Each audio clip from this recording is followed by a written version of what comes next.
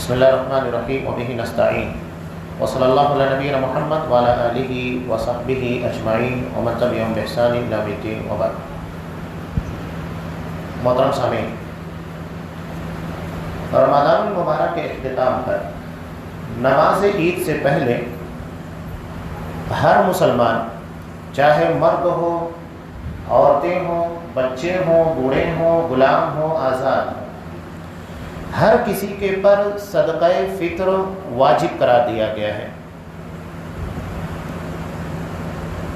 نبی کریم صلی اللہ علیہ وسلم نے ارشاد فرمایا، جیسا کہ حضرت عبداللہ ابن عباس رضی اللہ تعالیٰ عنہ کی روایت بھی ہے، کہ صدقۃ الفطر لغویات سے روزہ کی تطہیر، پاکیزگی اور مساکین کے کھانے کے طور پر فرض کیا گیا ہے۔ جس نے نماز عید سے پہلے اس کو دے دیا، اس کا فطرہ ادا ہو گیا، اور جس نے نماز کے بعد ادا کیا تو اس کا حکم عام صدقہ جیسا رہا۔ ابو داؤد، ابن ماجہ۔ اس روایت کے اندر کئی اہم باتیں بیان کی گئی ہیں۔ پہلی چیز یہ کہ صدقہ فطر کس لیے طے کیا گیا ہے، کیوں واجب قرار دیا گیا ہے، اس کے دو بنیادی مقصد ہیں۔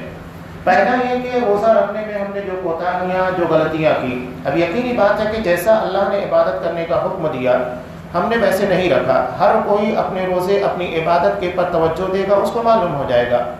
اور دوسری چیز یہ کہ عام مساکین، ان لوگوں کے لیے عید کے دن کھانے پینے کا بہترین نظم ہو جائے۔ یہ دو مقصد کے تحت صدقہ فطر رکھا گیا ہے۔ اسی لیے بچوں کی طرف سے بھی ہے، حالانکہ بچے روزہ نہیں رکھتے، چاہے وہ ایک ہی دن کا کیوں نہ ہو۔ یہ مقصد کے اندر دونوں چیزیں شامل ہو جاتی ہیں۔ دوسرا، وقت بتایا گیا ہے۔ وقت یہ ہے کہ نماز عید سے قبل آپ کو ادا کرنا ہے، اور اگر کسی وجہ سے کوتاہی ہو گئی، نہیں ادا کر پائے، تو اسے نماز کے بعد ادا کرنا ہے، گرچہ ثواب کی وہ کیفیت نہیں ہوگی جو نماز عید سے قبل ہوتی ہے۔ البتہ یہاں ایک مسئلہ یہ آتا ہے کہ نماز عید سے کتنے دن پہلے نکال سکتے ہیں۔ تو بخاری کی روایت میں حضرت عبداللہ بن عمر رضی اللہ تعالیٰ عنہ کا عمل ملتا ہے، اور ایک روایت بھی ہے جس سے معلوم ہوتا ہے کہ 2-3 روز قبل بھی نکالا جا سکتا ہے۔ آپ صلی اللہ علیہ وسلم نے حضرت ابو ہریرہ رضی اللہ تعالیٰ عنہ کو صدقۃ الفطر کی کھجوروں کا ذمہ دار بنایا تھا رمضان المبارک میں۔ اس کا مطلب یہ ہے کہ اسے کئی روز پہلے جمع کر لیا گیا تھا، اور اسی اثنا میں شیطان وہاں پر آیا۔ اور یہ اس بات کی دلیل بھی ہے کہ رمضان المبارک میں سارے شیاطین کو نہیں بند کیا جاتا ہے، مردد الشیاطین، بڑے بڑے شیاطین کو بند کیا جاتا ہے، چھوٹے آزاد ہوتے۔ تبھی تو رمضان کے مہینے میں رات میں وہ شیطان انسان کا روپ دھارن کرنے کے بعد آیا اور فطرے کی کھجوروں کو چوری کرنے لگا۔ اس سے پتہ چلتا ہے کہ کچھ روز قبل صدقہ فطر نکالا جا سکتا ہے۔ اور دوسری بات اس میں یہ بھی معلوم ہوتی ہے کہ اجتماعی طور پر صدقہ فطر نکالا جائے، یہ بہتر ہے۔ آپ صلی اللہ علیہ وسلم نے اجتماعی طور کے پر نکالا، اور جہاں نظم نہیں ہے تو انفرادی طور پر آپ دے دیجیے گا۔ صدقہ فطر میں کیا چیزیں نکالی جائیں؟ یہاں اناج جو ہے اس وقت کے جو موجود تھے مدینہ کے اندر، ان چیزوں کو نکالا جاتا تھا۔ کھجور ہے، جو ہے، پنیر ہے، یہ ساری چیزیں صدقے کے طور پر، فطرے کے طور پر نکالی جاتی تھی۔ تو جو کھانے کے اندر جو چیزیں شامل ہیں ان چیزوں کو نکالا جائے گا، چاہے آپ چاول نکالیے، باجری نکالیے، گیہوں نکالیے، کھجور دیجیے، کھانے کی جو بھی چیزیں ہیں، کھانے میں جو جو چیزیں شمار کی جا سکتی ہے جو اناج کے طور پر ہیں، ان چیزوں کو نکالا جا سکتا ہے۔ اب یہاں لوگوں نے کہا مزاج بنا لیے بس ہم گیہوں ہی نکالیں گے، ایسا نہیں۔ آپ صلی اللہ علیہ وسلم کے زمانے میں لوگ کھجور دیتے تھے، پنیر دیا کرتے تھے، جو دیا کرتے تھے۔ ہمارے یہاں چاول ہے، چاول دیجیے، باجری ہے، باجری دیجیے، جس کی جیسی استطاعت ہے۔ اگر اللہ نے آپ کو صاحب حیثیت بنایا ہے، اللہ نے آپ کو مال عطا کیا ہے، تو گھر میں کسی کی طرف سے گیہوں نکالیے، کسی کی طرف سے کھجور نکال دیجیے، کسی کی طرف سے چاول نکال دیجیے، کسی کی طرف سے دال نکال دیجیے۔ اب یہاں ایک مسئلہ اور بھی آتا ہے، بعض جگہ لوگ تنظیمی طور پر غلطیاں کرتے ہیں۔ فطرے کا پیسہ لینے کے بعد لوگوں کے لیے شیر خرمے وغیرہ کا سامان اور اس کی کٹ بنا کر تقسیم کر دیتے ہیں۔ یہ چیز صحیح نہیں ہے، یہ مسئلہ پیچھے بھی آ چکا ہے، اور اس کے بارے میں جو ہمارے مفتیان ہیں انہوں نے اس بارے میں ہی فتویٰ دیا۔ آپ صلی اللہ علیہ وسلم نے واضح طور پر بتا دیا کیا دینا ہے، یہ نہیں کہا کہ آپ پیسہ دے دیجیے اس کے بعد جو چاہے دیا جائے، نہیں۔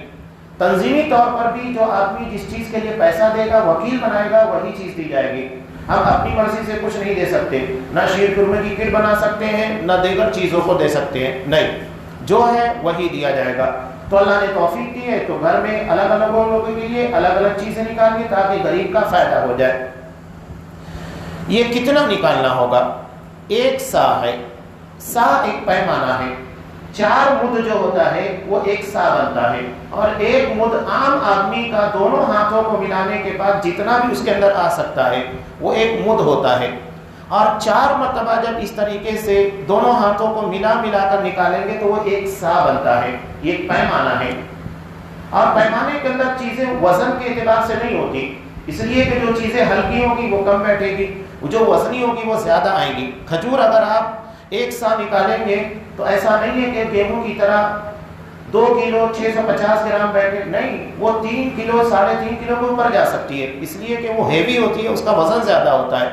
چاول بھی ہو سکتا ہے کہ 2 کلو 650 گرام سے زیادہ ہو جائے، تو یہ پیمانہ ہے۔ اس پیمانے کو سمجھنے کے بعد آپ اپنے اعتبار سے بھی سمجھ سکتے ہیں، بلکہ بہت ساری جگہ کے پر اس پیمانے کو بنا کر دیا بھی جاتا ہے، منصورہ سے بھی بنا کر دیا گیا تاکہ لوگ اس پیمانے کو رکھ لیں اور اس کے ذریعے اپنے یہاں پر کوئی مشکل چیز نہیں ہے آج کے زمانے میں، آپ آسانی کے ساتھ اس کو بنا سکتے ہیں، اس کی کیفیت سمجھ سکتے ہیں تاکہ ہم بہتر طور کے پر 1 سا نکال سکیں۔ آپ زیادہ دے دیں وہ بہتر ہے، گیہوں 2 کلو 650 گرام ہوتا ہے، آپ 3 کلو دے دیجیے، کمی نہ ہونے دیجیے، زیادتی ہو جائے بہتر ہے لیکن کمی نہ ہو۔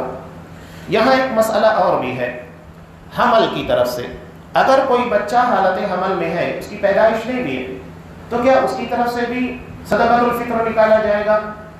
تو اس بارے میں علماء کا یہی کہنا ہے کہ آپ صلی اللہ علیہ وسلم نے جو الفاظ استعمال کیے اس میں حمل کا لفظ نہیں ہے، البتہ حضرت عثمان غنی رضی اللہ تعالیٰ عنہ کے عمل سے ملتا ہے کہ وہ حمل کی طرف سے بھی صدقہ فطر نکالا کرتے تھے، تو اگر کوئی نکالنا چاہے تو نکال سکتا ہے، لیکن آپ صلی اللہ علیہ وسلم سے واضح ثبوت اس بارے میں نہیں ہے۔ ہم صرف احتیاطاً کہہ سکتے ہیں کہ احتیاط کے طور پر کسی نے نکال دیا تو بہتر ہے، اور اگر کوئی نہیں نکالتا ہے تو قابل مؤاخذہ نہیں ہوگا۔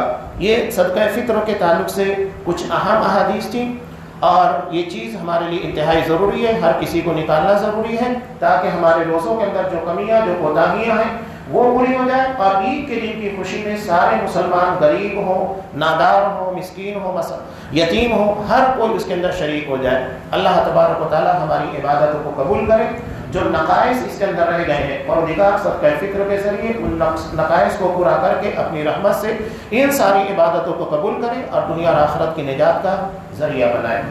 آمین۔ وآخر دعوانا الحمدللہ رب العالمین۔